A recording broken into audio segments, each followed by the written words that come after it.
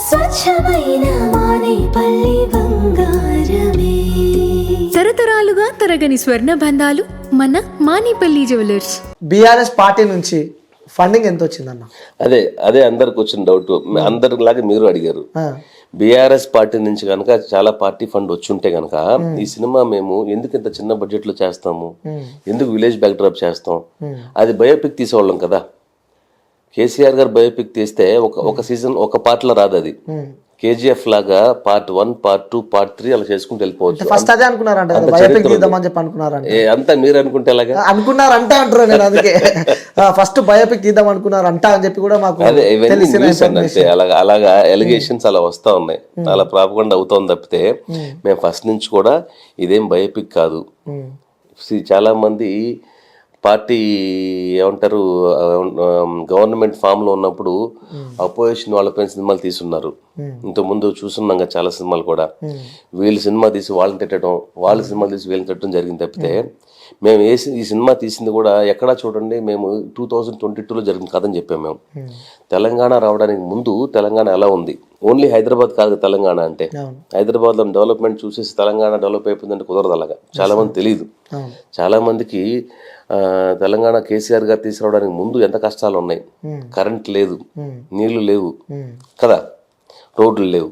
So మా incidents అవన్నీ కూడా మేము సినిమా స్టార్టింగ్ లోనే ఒక 3 సీక్వెన్స్లు అన్ని కూడా హార్ట్ టచింగ్ సీన్స్ మేము షూట్ చేసాం. సో సినిమా స్టార్టింగ్ లోనే చెప్పాము, ఇది 2005లో స్టార్ట్ అయింది కదా. ఆ తర్వాత 2022 ఎండ్ అయిపోతుంది. 22లో ఉన్న సీఎం ఎవరు? కేసీఆర్ గారు.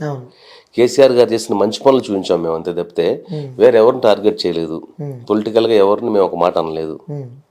అండ్ ఇది ఒక అభిమాన కథ అని ముందు నుంచి చెప్తా ఉన్నాం. సో మీరు బాలీవుడ్ లో కూడా చూస్తే షారుఖ్ ఖాన్ అభిమానించి ఒక కథ వచ్చింది, సూపర్ హిట్ అయింది కదా. అలా కేసీఆర్ గారిని అభిమానించి ఒక అభిమాన కథ ఇది పొలిటికల్ కథ మీరు అనుకుంటే ఎలాగా? ఓకే. సో ఇంకోటి మీరు కూడా సినిమాకి ఫండింగ్ ఇచ్చారని చెప్పి నాకున్న ఇన్ఫర్మేషన్. అంటే ఫండింగ్ అంటే ఏంటంటే ఒకరికొకరు హెల్ప్ చేసుకోవాలి. రాకేష్ అనే అతను చాలా చిన్న వ్యక్తి.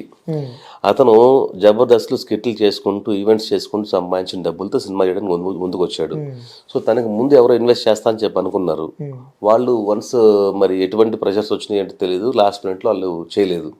సో సినిమా అనౌన్స్మెంట్ అయిపోయిన తర్వాత అది ఆపేశారు అనుకోండి, డైరెక్టర్గా నాకు బ్యాడ్ నేమ్, యాక్టర్గా అతనికి బ్యాడ్ నేమ్. ఎందుకంటే ఫస్ట్ టైం అతను సినిమా చేయడానికి ముందుకు వచ్చాడు.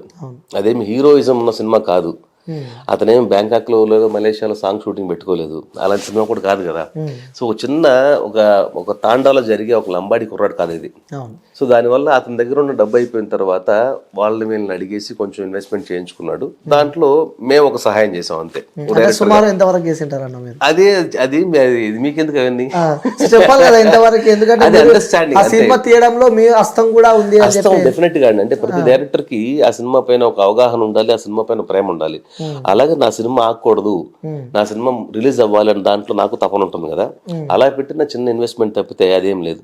అది బిట్వీన్ నాకు రాకేష్ మధ్య అగ్రిమెంట్స్, కమిట్మెంట్స్ అవన్నీ ఆల్మోస్ట్ క్లోజ్ అయిపోయింది. ఎందుకంటే సినిమా వర్కౌట్ అవ్వలేదు అనుకోండి మాకు డబ్బు వచ్చేది కాదు. మాకు సినిమా బ్రహ్మాండమైన విజయాన్ని ఇచ్చారు. మాకు 130 థియేటర్లు రిలీజ్ చేస్తాం ఇలాంటి చిన్న సినిమాని.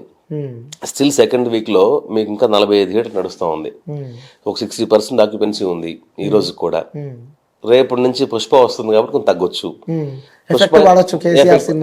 ఏదైనా కేసీఆర్ సినిమా అని కాదన్న, అన్ని సినిమాలకి ఎఫెక్ట్ ఉంటుంది. ఎందుకంటే మనది చిన్న సినిమా, వాళ్ళది ఇంత పెద్ద సినిమా. సో మనం వాళ్ళకి రెస్పెక్ట్ ఇవ్వాలి కదా, ఆ గౌరవం ఇవ్వాలి అంతే. ఆ హవా 2 వీక్స్ 3 వీక్స్ 4 వీక్స్ ఉంటది అంతే. తర్వాత మళ్ళీ ఏం చేస్తారు, మళ్ళీ మా సినిమా చూడాల్సిందే కదా, చూడాల్సిందే. ఈ సినిమా నెక్స్ట్ ఎలక్షన్స్ వచ్చినప్పుడు వరకు రిలీజ్ అవుతా ఉంటది. రేపు సర్పంచ్ ఎలక్షన్స్ రిలీజ్ చేస్తారు. ఎందుకంటే సినిమాలో మేము చూపించింది కేసీఆర్ గారు చేసిన మంచి పనులు చూపించాము. సో దానివల్ల వాళ్ళకి బాగా ఉపయోగపడుతుంది సినిమా. అంటే నేను ఇంకా క్వశ్చన్ అడుగుతున్నాను, మీకే బెనిఫిట్ ఆ సినిమా తీసే? నాకు బెనిఫిట్ అని కాదండి. ఇప్పుడు చాలా మంది తెలియని వాళ్ళకి తెలిసిన చరిత్ర చెప్పాలనుకున్నాం అంతే. మేము అంటే ఇండైరెక్ట్ గా ప్రచారం చేస్తున్నారు కేసీఆర్. లేదు, అలా మేము ఎక్కడ చూడండి, మేము ఎక్కడన్నా పార్టీ జెండా చూపించామా? ఆ సిచ్యువేషన్ లో ఉన్న లీడర్, ఆ టైంలో ఉన్న లీడర్ ఎవరు మనకి? 2022లో ఉన్న లీడర్ కాబట్టి 2022లో చేసింది కాదు అది. మేము ఇప్పుడు చేయలేదు, ఇప్పుడు ప్రెసెంట్ చేసాం అనుకోండి. ప్రెసెంట్ గవర్నమెంట్ ని మేము ఏదో చేసినట్టు అనిపించింది. మేము అప్పుడు చేసిన సినిమాని 22లో జరిగిన కథ అది. అప్పుడు ఉన్న సీఎం ఆయన అప్పుడు ఇలా డెవలప్ చేశాడని చెప్పేసి రాసాం. ఆయన 5 రూపాయలు భోజనం అనేది వాస్తవం కాదా? పెట్టారా లేదా? ఇప్పుడుందా? ఇప్పుడు ఉందా? ఇప్పుడు లేదు. మరి ఎందుకు లేదు? సో ఆయన ఉన్నప్పుడు ఉంది కాబట్టి అది చూపించాము. అవును. దానికి మీరు ఒక ఆడియన్ లాగా మీరు ఆ సీన్ చూసి మీరు కంటెంట్ పెట్టుకున్నారు లేదా? చూసాను, ఆ సీన్ అయితే చూసాను. ఎంతో మంది 5 రూపాయలకి ఏం దొరుకుతుంది చెప్పండి సిటీలో? 5 రూపాయలకి ఎవడన్నా చాయ్ పోస్తున్నాడా? 5 రూపాయలకి ఒక బన్ దొరుకుతుంది ఎక్కడన్నా? ఒక సమోసా ఇస్తున్నాడా? అలాంటిది 5 రూపాయలకి మీ కడుపు నిండా భోజనం పెట్టాడు కదా. అది ఆయన డబ్బు లేదా గవర్నమెంట్ డబ్బు లేదా ఇంకోటో ఒక స్కీమ్ తీసుకొచ్చేసి రోడ్డు పైన. ఒక డౌట్ అన్నాక, ఆ స్కీమ్ మన రాష్ట్రానికి సంబంధించిన స్కీమా లేకుంటే సెంట్రల్ స్కీమ్? అది రాష్ట్రానికి సంబంధించిన స్కీమ్ అండి. సెంట్రల్ అయితే కనుక సెంట్రల్ గవర్నమెంట్ దానిపైన ఆయన ఫోటోలు ఉండాలి కదా, మోడీ గారి ఫోటోలు ఉండాలి, దాని గురించి ఉండాలి కదా. ఎందుకు స్టేట్ గవర్నమెంట్ ఫోటో అలాగే కేసీఆర్ గారి ఫోటో ఉంటుంది? మీరు ఏపీలో కూడా తీసుకుంటే సేమ్ 5 రూపాయలు అన్న క్యాంటీన్ లో భోజనం పెడుతున్నారు. సో దాంట్లో అదేమి సెంట్రల్ కాదు కదా. అక్కడ కూడా TDP and Chandrababu Naidu photo ఉంది కదా అక్కడ కూడా. అది ఇంకా అక్కడ బ్రహ్మాండంగా చూడండి. అక్కడికి వెళ్తే మేము రియల్ గా ఆ సీన్ మేము యాక్చువల్గా ఎక్కడెక్కడ కెమెరాలు పెట్టి ఎవరికి తెలియకుండా చేసాం. రియల్ గా అక్కడికి వెళ్ళేసి నువ్వు భోజనం చేసి రమ్మా అని చెప్పి అతను పంపించి వాళ్ళకి కనిపించకుండా కెమెరాస్ పెట్టాం. ఎందుకంటే కెమెరాస్ ఉన్నాయని తెలిస్తే నిజంగా ప్రతి వాడికి ఒక ఫీలింగ్ ఉంటుంది కదా, అంటే అయ్యో మనం కెమెరాలో వస్తామా సినిమాలో వస్తామా అని చెప్పేసి వాడు తింటూ మానేస్తాడు. అలాంటి వాళ్ళు తెలియకుండా హిడెన్ కెమెరాస్ పెట్టి చేసాము. అది ఎంత రియలిస్టిక్ గా ఉంది. అలాంటి చూపించాం మేము. అలాగే నెక్స్ట్ ఇంకొక సీన్ లో కూడా ఏంటి, హైదరాబాద్ అనేది ఎంత డెవలప్ అయింది, ఎలా చేశారు, ఏం చేశారు అని ఒక ఇంపార్టెంట్ సీన్ ఆ సినిమాలో. ఆ 2 సీన్స్ కి కేసీఆర్ గారి అభిమానులకు మాత్రమే కాకుండా తెలంగాణ నిజంగా ప్రేమించే వాళ్ళందరూ క్లాప్స్ కొట్టారు. నేను చెప్పేది ఏంటంటే ఇది టీఆర్ఎస్ సినిమా కాదు. అలా టీఆర్ఎస్ సినిమా అయితే కనుక ఓన్లీ వాళ్ళే వచ్చేవాళ్ళు కదా. ఎందుకు ఆపోజిషన్ లో ఉన్న కూడా చూశారు అంటే మా గురించి ఏమైనా చెప్పారని కూడా వాళ్ళు చూశారు. దానివల్ల మాకు ఇన్ని కలెక్షన్స్ వచ్చినాయి. లేకపోతే అలా బెనిఫిట్ అయింది. ఇటు అభిమానులు చూసారు, వ్యతిరేక వర్గం రెండు చూసారు. ఓకే, మమ్మల్ని తిట్టిర్రా పొగిడిరా అని చెప్పి అందులో మీరు బెనిఫిట్ పొందారు. అవును, మేము తిట్టింది లేదు అక్కడ. అలా తిట్టుంటే కనుక సినిమా రిలీజ్ చేయించే వాళ్ళు కాదు, గవర్నమెంట్ వాళ్ళది కాబట్టి 100% ఆగిపోయేది సినిమా. ఓకే, సో ఎప్పుడు పెడదాం అనుకున్నాను నా పేరు కేసీఆర్ అని చెప్పి? అసలు అట్లా మేము సినిమా స్టార్టింగ్ నుంచి అండి, సినిమా కథ అనుకున్నప్పుడే ఫస్ట్ మైండ్ లో కేసీఆర్ గారు ఊహించుకొని ఆ కేసీఆర్ అనే పదంతో ఏ పేర్లు అయితే సూటబుల్ అయితే అలా ఏమన్నా ప్లాన్? అది అండర్ కరెంట్ గా ప్లాన్ చేసిందే. ఎందుకంటే మేము సినిమా కథ అనుకున్న తర్వాత టైటిల్ ఏమి అనుకోలేదు. ఫస్ట్ టైటిల్ అనుకున్నప్పుడు చోటా కేసీఆర్ అనుకున్నాము, మేరా నామ్ కేసీఆర్ అనుకున్నాము. సో ఇవన్నీ రెగ్యులర్ గా వచ్చే టైటిల్ లా ఉన్నాయి కదా. అలా కాదు, మనం వెళ్తున్న కథ వేరు కదా.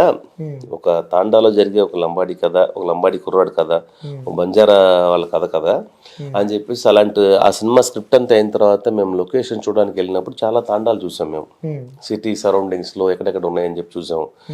అక్కడికి వెళ్ళినప్పుడు వాళ్ళతో మాట్లాడుతున్నప్పుడు వాళ్ళ నేమ్స్ ఏంటి, వాళ్ళు ఎలాంటి డ్రెస్సులు వేసుకుంటారు, వాళ్ళ దేవుడిని ఎలా కొలుస్తారు, వాళ్ళు ఎటువంటి పొలాలు వ్యవసాయం చేస్తున్నారు, ఏం పండిస్తున్నారు, మిగతా అన్ని చాలా గ్రౌండ్ వర్క్ చేసిన తర్వాత వాళ్ళ నేమ్స్ అన్ని కనుక్కున్నప్పుడు దాంట్లో ఈ యొక్క నేమ్ మాకు బాగా అట్రాక్షన్ గా అనిపించింది. కేశవ చంద్ర రామావతి అని ఒక పేరు ఉంది అక్కడ. ఏం పేరమ్మా నీ పేరు అని చెప్పాడు కుర్రాడు రియల్ గా. సో దాన్ని బేస్ చేసుకున్న తర్వాత మేము కూర్చొని ఈ పేరు పెట్టుకుంటే మనకు షార్ట్ కట్ లో ఉంటుంది కదా అనుకున్న దాంట్లోనే మీకు సినిమాలో కూడా ఓపెనింగ్ లో ఆ కుర్రాడు స్కూల్లో చదువుకుంటా ఉన్నప్పుడు ఎదురుగా స్కూల్ ఆపోజిట్ లో ఆ పార్టీకి సంబంధించిన వాళ్ళు వెళ్తా ఉంటే అది ఇన్స్పైర్ అవుతాడు అతను. ఆ చిన్న వయసులో ఉంటారు కదా, నేను చిన్నప్పుడు వెళ్ళాను, నేను మా తాతయ్య తీసుకెళ్ళారు నన్ను. అలాగే ఆ కుర్రాడు ఇన్స్పైర్ అయ్యి ఆ సభకి వెళ్తాడు. ఆ సభలో కేసీఆర్ గారు మాట్లాడిన మాటలకి అతను ఫిదా అయిపోతాడు. ఎందుకంటే ఎప్పుడు కూడా చూడండి, చిన్న వయసులో ఎవరన్నా పెద్ద పెద్ద నాయకులను చూసినప్పుడు వాళ్ళు మాట్లాడే మాటలు అలా మనకు హత్తుకుపోతాయి కదా. అలా హత్తుకుపోయిన ఒక కుర్రాడు ఈ కేశవచంద్ర రామావతి అనే కుర్రాడు.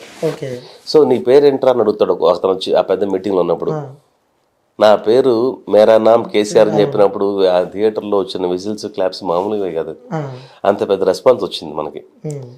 పెళ్లికి బంగారానికి ఎన్నటికీ విడదీయలేని అనుబంధం. పెళ్లి కాదు, మా ఇంట్లో ఏ శుభకార్యమైనా బంగారంతో మొదలవ్వాల్సిందే. అయితే నా పెళ్లి ఆభరణాల విషయంలో ఒక్కొక్కరిది ఒక్కో చాయిస్. నాకు యాంటిక్ జ్యువెలరీ అంటే చాలా ఇష్టం. చెల్లికి డైమండ్ జ్యువెలరీ నచ్చుతుంది. అమ్మ టేస్ట్ పక్కా ట్రెడిషనల్, నాన్నేమో పక్కా commercial. Best price, quality and service కావాలంటాడు. ఇక నానమ్మ అయితే తన పాత బంగారానికి 100% బైబ్యాక్ కావాలంటుంది. అయినా నో టెన్షన్, మా అందరి అభిరుచులకి ఏకైక ఎంపిక మానేపల్లి జ్యువెలర్స్. తరతరాలుగా తరగని స్వర్ణ బంధాలు మన మానేపల్లి జ్యువెలర్స్.